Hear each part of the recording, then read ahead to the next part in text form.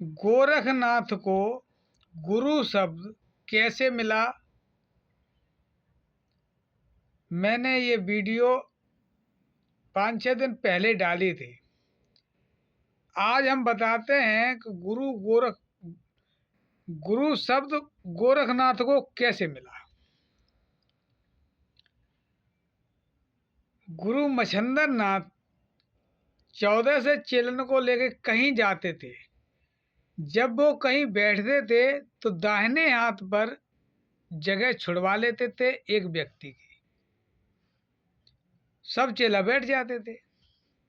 एक दिन गोरखनाथ ने ये कहा कि महाराज, ये अपने बराबर में किसके लिए जगह छुड़वाते हो।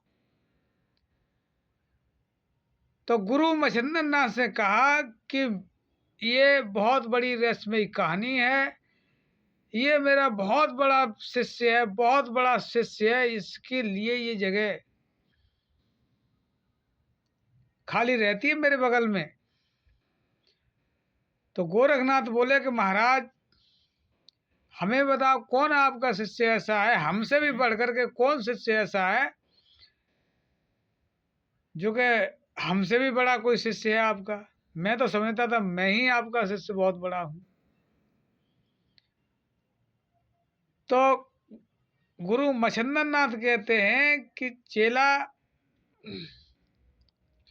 मेरा भक्त तुझसे भी बढ़कर के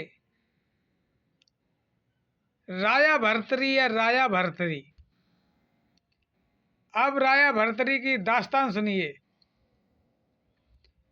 तो गोरखनाथ से कहा गुरु ने कि जो भर्तरी को लेके आएगा उसको हम गुरु शब्द देंगे।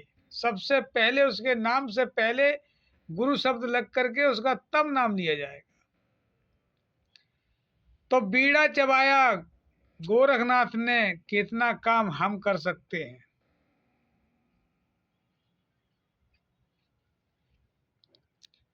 तो वहां से जब चले मच्छिंद्र नाथ के पास से गोरखनाथ, तो उज्जैन पहुंचे। उज्जैन पिंगला के महल में, और जाकर के उन्होंने आवाज लगाई कि मातम भिक्षा देही। तो अंदर से पिंगला निकल के आई। उन्होंने की महाराज, मेरे यहाँ किसी भी चीज की कमी नहीं है, जो मांगना चाहो सो मांग लो। उन्होंने की पिंगला, तू मुझे नहीं देगी, जो हम मांगेंगे वो नहीं देगी। पिंगला को नहीं मालूम कि ये गोरखनाथ क्या मांगेंगे, ये बाबा क्या मांगेगा, ये नाथ क्या मांगने वाला है। लेकिन फिर भी नाथ ने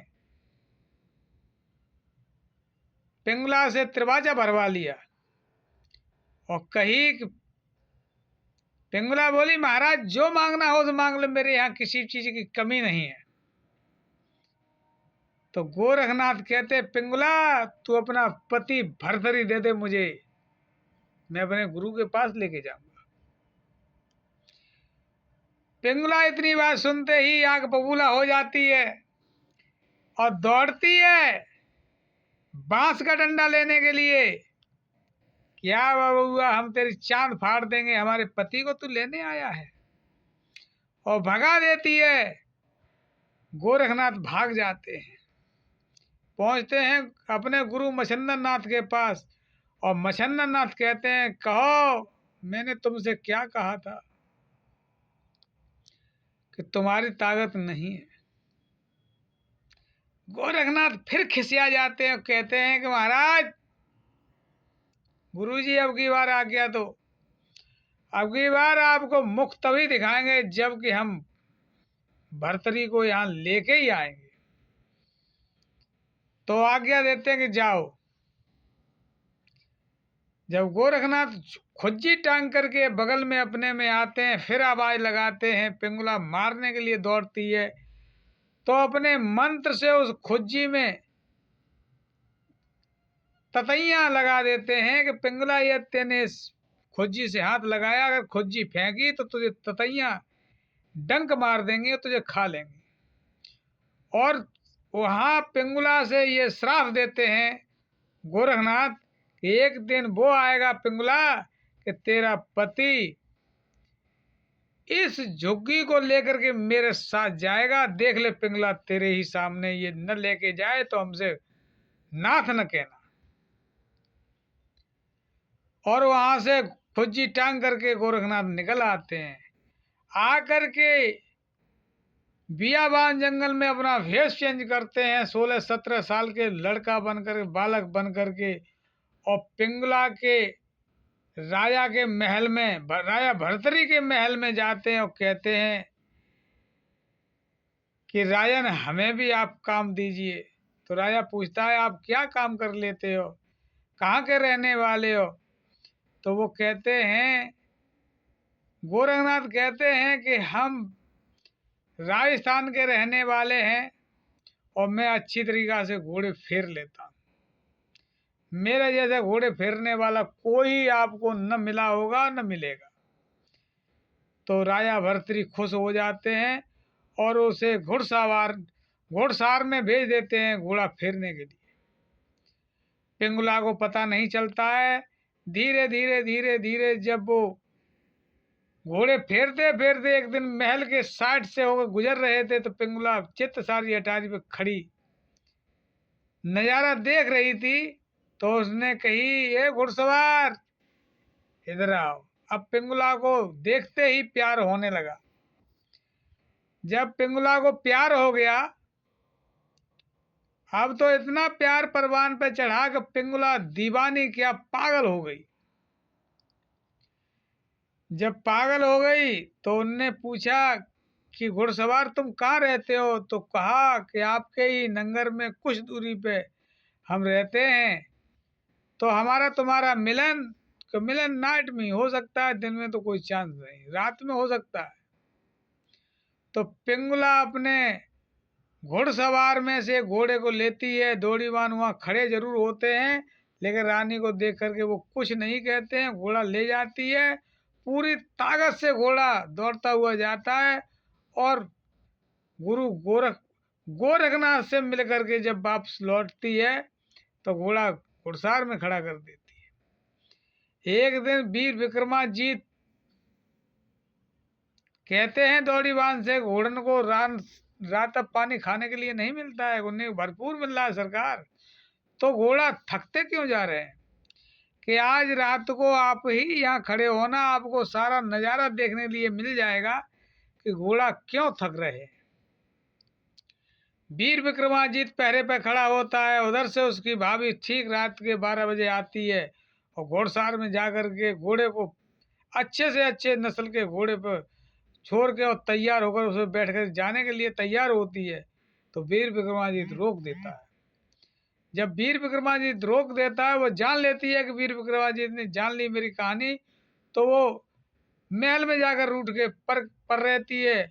और जब राजा साहब आते हैं तो वीर विक्रमाजीत के कहने से पहले और रानी ने सारा हाल ऐसे सुनाया कि राजा को पूरा विश्वास हो गया कि वीर विक्रमाजीत ने मेरी घरवाली को छेड़ा। कचहरी में वीर विक्रमाजीत को बुलाते हैं भर्तरी और गाली गलौज तो नहीं देते हैं, लेकिन उनसे बुरा भला कह के 2-4 थप्पड़ मार करके अपनी राजधानी से रवाना कर देते हैं। ये वीर विक्रमाजीत पैदल ही पैदल धीरे धीरे धीरे धीरे राजस्थान की तरफ बढ़ता है। कुछ समय के बाद वहाँ एक ब्राह्मण एक पीपल के पेड़ के नीचे तपस्या करता है।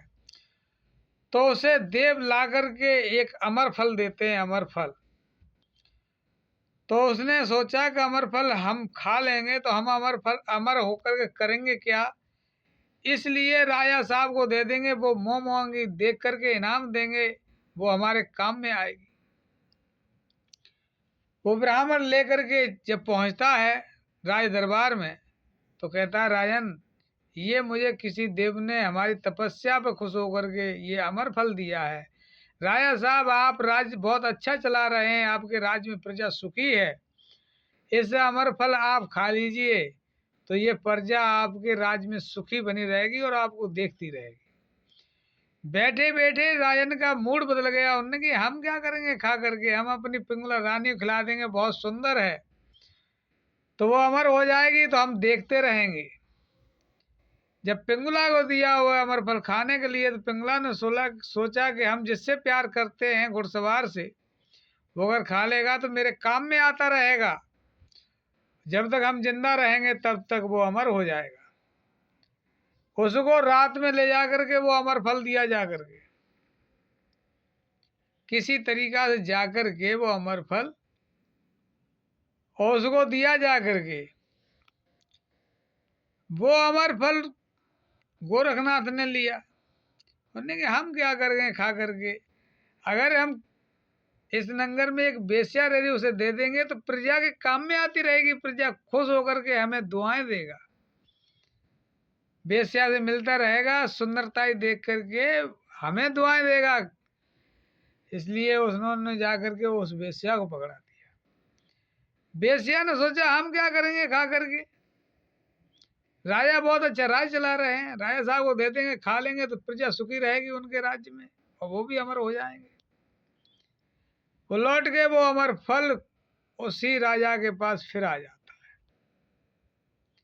राजा ने फिर वो बेस्या से कही कि ये अमर फल तेरे पास कहाँ से आया, तो उसने बताया घुड़सवार ने दिया, तुम्हारे यहाँ जो घुड़सवार है।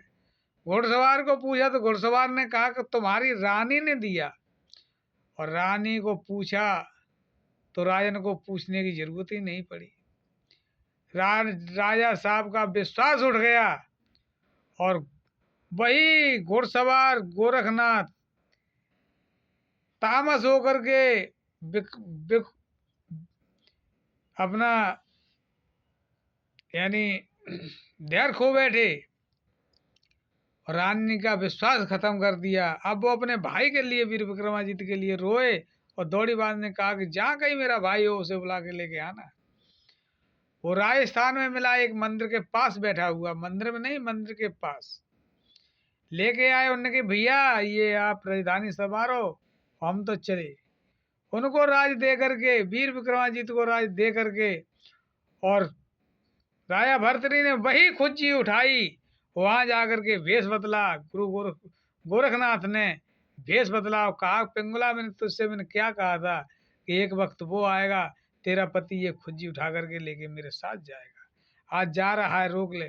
पिंगला रोती बिलखती रह गई और राजा भर्तृहरि गोरखनाथ के संगे गुरु मच्छिंद्र नाथ के पास पहुंचे। तब खुश होकर के गुरु ने वो गुरु शब्द गुरु गोरखनाथ को दिया। तब से जो है सबसे पहले गुरु शब्द लग करके तब गोरखनाथ दुनिया कहती है गुरु गोरखनाथ की जय हो। ये गुरु गोरखनाथ को गुरु शब्द ऐसे मिला, तब तेरे विद्या के धनी गुरु गोरखनाथ थे और तेरे विद्या के धनी वीर विक्रमाजीत थे। ये गुरु शब्द दिया है, तब से ये वीर विक्रमाजीत वो गुरु गोरखनाथ 14 विद्या के धनी हुए और तब से इनके नाम के आगे सबसे पहले गुरु लगती है, ऐसे इनको गुरु शब्द मिला। जय जय श्री राम। राधा कृष्ण।